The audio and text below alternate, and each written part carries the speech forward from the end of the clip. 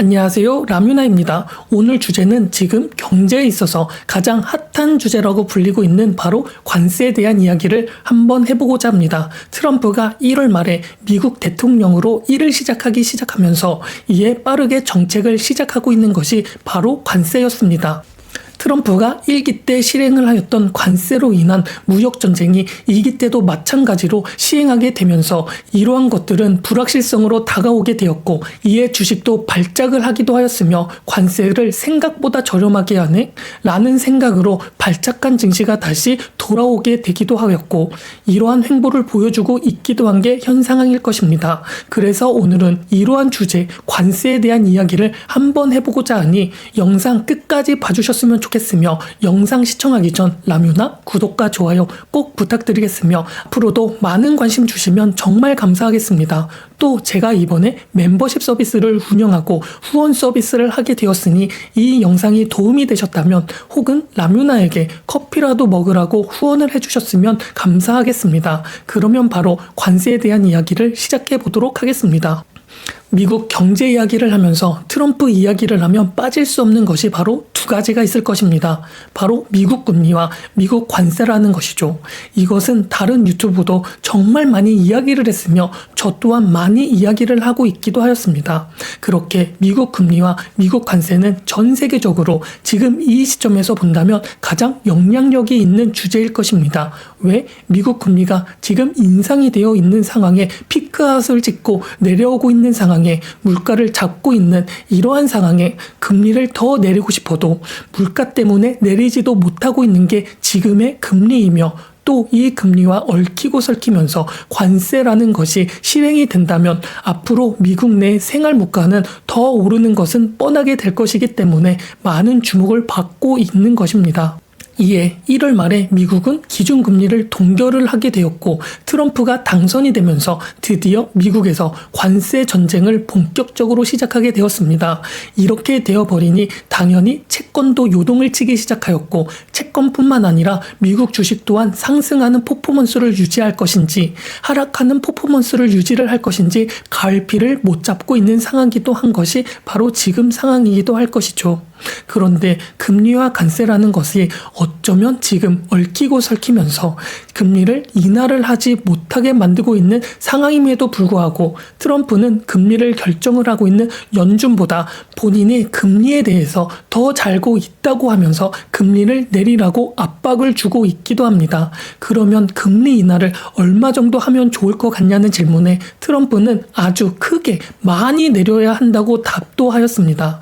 트럼프 본인이 관세를 할 것이라고 선포를 하면서 아이러니하게 금리를 내리라고 한 것이었죠. 참 아이러니한 행동이기는 하였지만 아직 어떤 상황이 오지 않았기 때문에 무엇이 정답인지 알 수 없기도 하고 말이죠. 하여튼 이러한 상황이 1월에 일어났고 2월이 되자마자 트럼프는 바로 관세를 인상하는 횡보를 띠게 되었습니다. 이에 트럼프가 첫 번째로 관세를 매긴 곳은 캐나다와 멕시코, 중국이었고 말이죠. 캐나다와 멕시코에는 25%의 관세를 매기기 시작하였으며 중국에는 10%의 관세를 매기면서 관세에 대한 횡보를 이어나갈 것처럼 보였었습니다. 그렇다면 왜 먼저 캐나다나 멕시코, 중국에 관세를 매기지?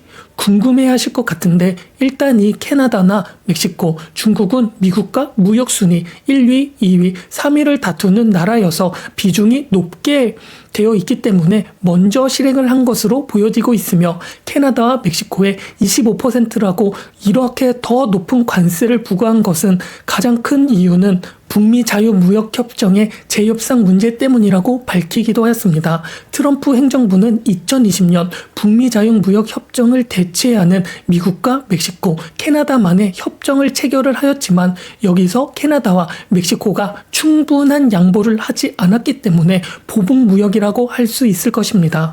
실제로 2020년에 멕시코 내 자동차 공장의 인건비를 일정 수준으로 이상으로 맞추도록 규정을 했지만 멕시코에서는 듣지 않았으며 미국에서 멕시코한테 차량을 만들 때 미국산 부품을 75%는 사용을 하라고 말도 하였고 멕시코에서 생산된 차량을 저렴하게 미국에 팔라고 말도 하였지만 이 또한 멕시코에서 불편하게 받아들인 적이 있었습니다.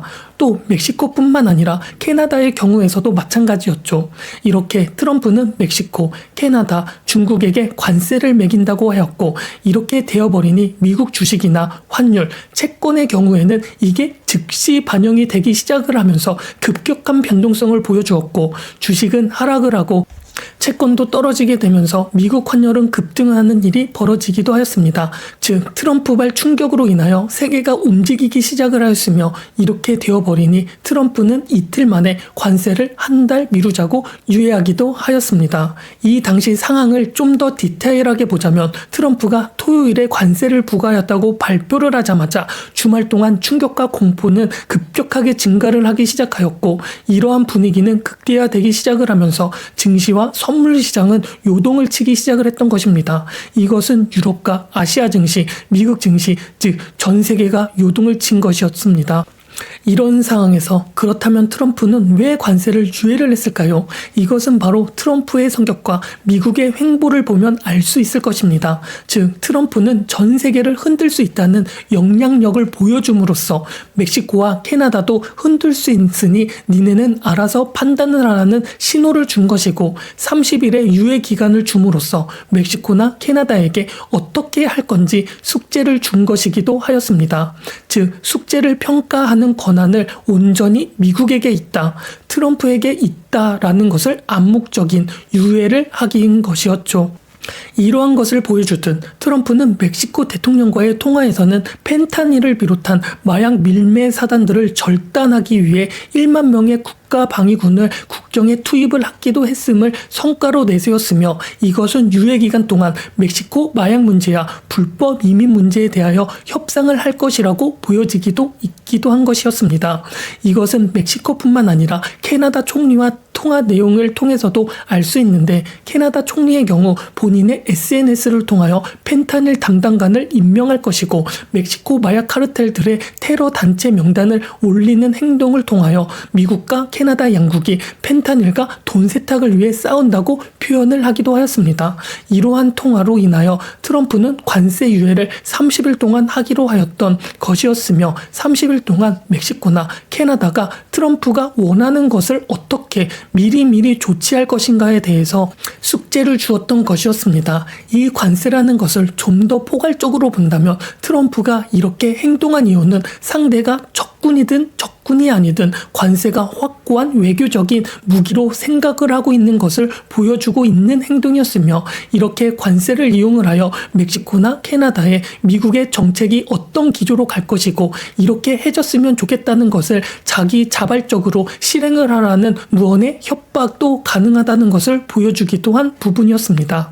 즉 트럼프는 미국 대통령이 되자마자 관세라는 키워드를 무기로 잡고 캐나다와 멕시코에게 마약 전쟁을 선포한 것이었으며 멕시코와 캐나다 국경으로 마약이 유입이 되면서 미국 국민들이 수십만 명이 사망을 한 것을 예방하고자 하기 위한 조치라고 판단을 내린 것입니다. 또 이번 관세 정책을 무기로 잡고 정치를 하는 트럼프를 본다면 지금 미국의 지위가 정말 강하다는 것도 느낄 수 있을 뿐더러 각 나라와 이렇게 무역을 하면서 각 나라에게 숙제를 주면서 트럼프가 우위를 보이고 있다는 것을 암묵적으로 보여주는 행동은 미국이 참으로 대단하다는 것을 느낄 수 있는 부분이었습니다. 이렇게 관세를 무기로 잡게 된다면 다른 나라에게 미국이 유리한 부분으로 숙제도 낼 수 있는 것이며 이 숙제를 시원하게 하지 않을 경우 관세를 그냥 매기면 되기 때문에 트럼프 입장에서는 잃을 게 하나도 없는 정책을 할 수 있게 되어버리는 것이죠. 그렇다면 앞으로 미국이 이렇게 관세를 이용하여 무기를 삼아서 무기만 삼고 관세를 하지 않을까요? 그렇지 않을 것입니다. 관세도 분명 매기겠죠. 이번 트럼프가 관세를 무기로 실시한 펜타닐과 불법 이민 문제는 단기간적으로 획기적으로 개선이 될 수 없는 부분일 것입니다. 그렇기 때문에 트럼프는 멕시코와 캐나다에게 본질적인 이유로 관세를 매길 것은 분명하다는 것입니다. 멕시코의 무역 적자 문제를 제기하면서 관세를 실시할 것은 아마도 당연할 것이며, 그 이유는 미국 총수입액의 16%를 차지하고 있는 멕시코와 미국 총수입액의 15%를 차지하고 있는 캐나다와의 무역 적자를 해소하지 않는 한 트럼프가 원하는 미국 제조업 강국은 미주수로 밖에 남을 수밖에 없기 때문입니다. 그렇다면 중국의 경우는 어떨까요? 트럼프는 중국에 10%의 관세를 추가로 매긴다고 하였으며 유예를 하지 않기로 했습니다. 그 이유도 멕시코나 캐나다와 마찬가지로 마약 관련 이유였는데, 중국이 마약인 펜타닐 원료 통제를 제대로 하지 않다는 이유로 관세를 매기겠다고 밝혔으며, 중국은 관세를 매긴다고 이게 해결이 되지 않는다고 말하기도 하였습니다. 이렇게 미국이 중국에게 추가로 10%의 관세를 매기자 중국도 마찬가지로 미국 일부 상품의 10%, 미국산 석탄과 천연가스의 15%를 추가 관세로 부여를 한다며 보복 관세를 발표하기도 하였고, 또 이것과 더불어 중국은 미국 대표 빅테크 기업인 구글의 반독점 위반 조사를 진행을 하면서 첨단 기기에 많이 사용이 되는 중국산 희귀 강물의 미국 수출을 통제하기도 한다고 밝히기도 하였습니다. 이뿐만이 아니라 케빈 클라인 같은 이러한 유명 패션 브랜드를 거닌 PVW 그룹, 유전체 분석 기업 일루미나 등 미국 기업을 신뢰할 수 없는 기업 명단에 올리면서 중국으로 수출은 완전히 금지하기도 한 것이었습니다. 이렇게 되어버리니 트럼프는 시진핑과 통화를 할 예정이라고 밝히면서 관세에 관하여 협상할 여지가 있는 듯이 말을 하긴 하였지만 급하게 통화를 하지는 않을 것이며 통화할 시기를 조율할 것이라고 말하기도 했습니다.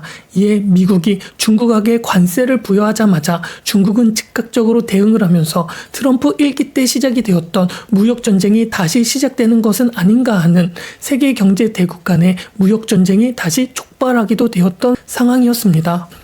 여기에서 우리가 알 필요가 있는 것은 미국과 중국 간의 무역 규모는 23년 기준으로 약 우리 돈으로 840조 정도가 되며, 미국은 중국의 최대 수출국이고 중국은 미국이 최대 수출국인 멕시코 다음으로 수출국이며, 중국에 대한 미국의 무역 적자는 우리나라 돈으로 400 정도로 모든 나라 중에 가장 적자폭이 큰 것을 알 필요가 있습니다. 결국 트럼프 1기 때 무역 전쟁을 한 것도 손해는 미국이 더 많이 보았다는 것이고, 이번에 트럼프 2기 때 무역 전쟁을 한다면 손해도 미국이 보게 될 것이라는 전망도 많이 나오고 있다는 것입니다. 하지만 미국이라는 나라는 중국에게 적자를 당해도 패권국이기 때문에 타격이 많이 없다는 것이었을 뿐이었고, 앞으로도 아마 그러지 않을까라는 것입니다.